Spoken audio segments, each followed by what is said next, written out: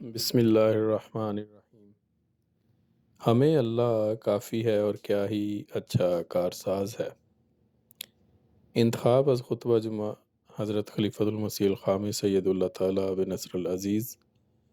فرمودہ 5 مارچ 2010۔ جیسا کہ ہم جانتے ہیں کہ الہی جماعتوں کے افراد کی بھی وہی ذمہ داری ہوتی ہے جو ان کے قائم کرنے والے انبیاء کی، یعنی خدا تعالیٰ کی طرف بلانا اور لوگوں کے گمراہ کن خیالات اور تعلیمات جو زمانے کے گزرنے کے ساتھ مزید بگڑتے چلے جاتے ہیں کی نشاندہی کر کے انہیں سچائی کا راستہ دکھانا۔ اور مذاہب کی تاریخ ہمیں بتاتی ہے کہ جب بھی انبیاء اور ان کے ماننے والوں نے، جو عموماً شروع میں بہت قلیل تعداد میں ہوتے ہیں، یہ کام کیا تو ان کی بھرپور مخالفت ہوئی، اور زمانے کے فرعون اور حامان اور ان کے ٹولے اپنا پورا زور لگاتے ہیں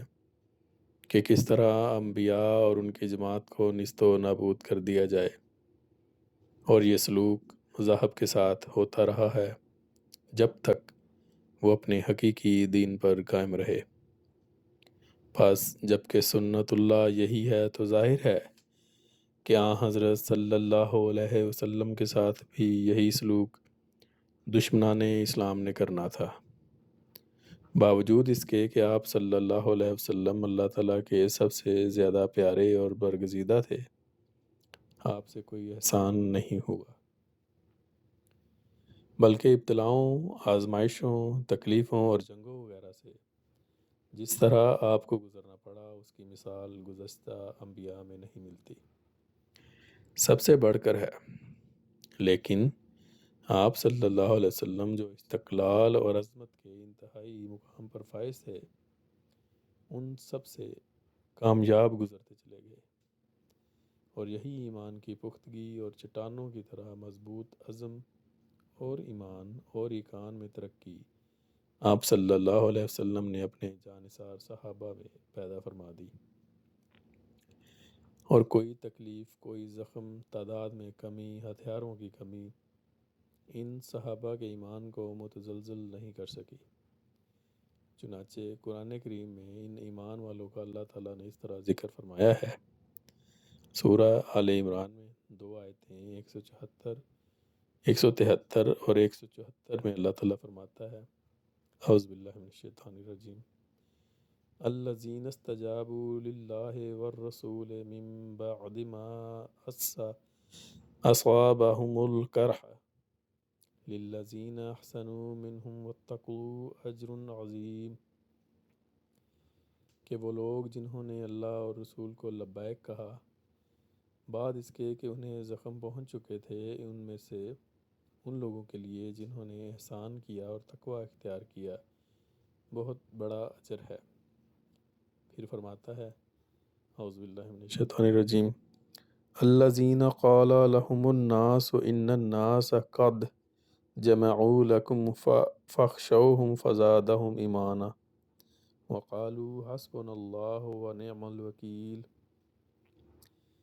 یعنی وہ جن سے لوگوں نے کہا کہ تمہارے خلاف لوگ اکٹھے ہو گئے ہیں، بس ان سے ڈرو، تو اس بات نے ان کو ایمان میں بڑھا دیا، اور انہوں نے کہا ہمیں اللہ کافی ہے اور کیا ہی اچھا کارساز ہے۔ ایمان کی اس مضبوطی اور خدا تعالیٰ کی رضا کی خاطر اپنی جان قربان کرنے کا نظارہ ہمیں جنگ احد میں اس طرح نظر آتا ہے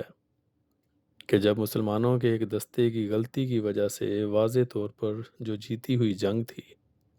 اس کا پانسا پلٹا اور کفار نے دوبارہ مڑ کر حملہ کیا، تو مسلمانوں کا بہت جانی نقصان ہوا،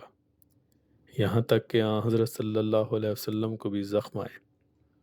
آپ کا دانت بھی شہید ہو گیا،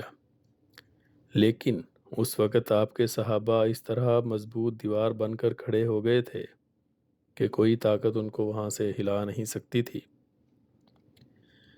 اور اپنی جان کی پرواہ کیے بغیر حضرت صلی اللہ علیہ وسلم پر دشمن کے ہر وار اور حملے کو ناکام و نامراد کر رہے تھے، جس کا ایک عجیب نظارہ مذاہب کی تاریخ میں نظر آتا ہے۔ بہرحال کفار مکہ گو دوسری دفعہ کے حملے میں بظاہر برتری حاصل کیے ہوئے لگتے تھے،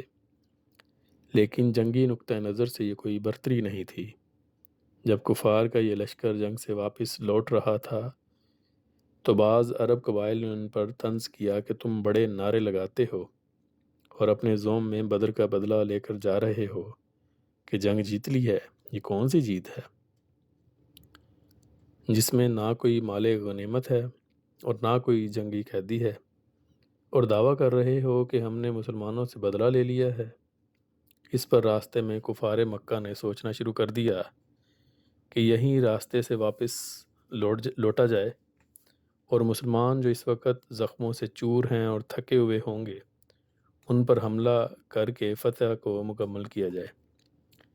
لیکن اس سوچ میں بھی دو گروہ بن گئے۔ ایک کا خیال تھا کہ جتنی فتح ہو گئی وہ ٹھیک ہے، کیونکہ اب مسلمانوں کے ساتھ جنگ میں وہ مسلمان بھی شریک ہو جائیں گے جو احد میں شریک نہیں ہوئے تھے،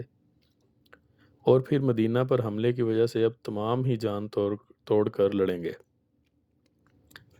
ادھر حضرت صلی اللہ علیہ وسلم کو بھی کسی طرح کفار کے اس ارادے کا پتہ چل گیا، تو آپ صلی اللہ علیہ وسلم نے اگلے دن ہی صحابہ کو جمع کیا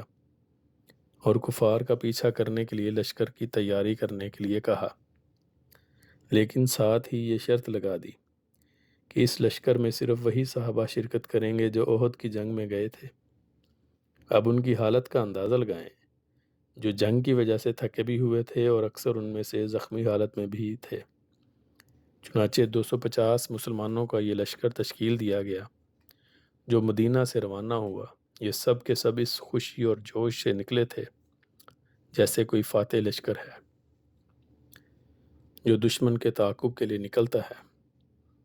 مدینہ سے 8 میل کے فاصلے پر آپ نے حمراء الاسد کے میدان میں ڈیرا ڈالا، اور آپ نے صحابہ کو حکم فرمایا کہ 500 مختلف جگہ پر آگیں روشن کر دو، اور جب یہ روشن کی گئیں تو دور سے ہی دیکھنے والوں کو مرعوب کرتی تھیں۔ مسلمانوں کے اس لشکر کی کفار کو بھی کسی طرح اطلاع مل گئی، اور ابو سفیان اور دوسرے سرداروں نے اسی میں بہتری سمجھی کہ واپس مکہ لوٹ جائیں۔ کفار کے واپس چلے جانے کی اطلاع جب حضرت رسول پاک صلی اللہ علیہ وسلم کو ملی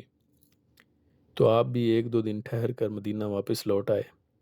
اور فرمایا کہ کفار پر یہ رعب اللہ تعالیٰ نے قائم فرمایا ہے۔ اللہ تعالیٰ ان زخمیوں کی تعریف فرما کر جو قربانیوں کی اعلیٰ ترین مثال قائم کیے ہوئے ہیں ان تقوی شعاروں کو اجر عظیم کی خوشخبری دیتا ہے۔ روزنامہ الفضل انٹرنیشنل، منگل 25 اپریل 2023، صفحہ 2۔ آواز محمد فاروق سعید، UK۔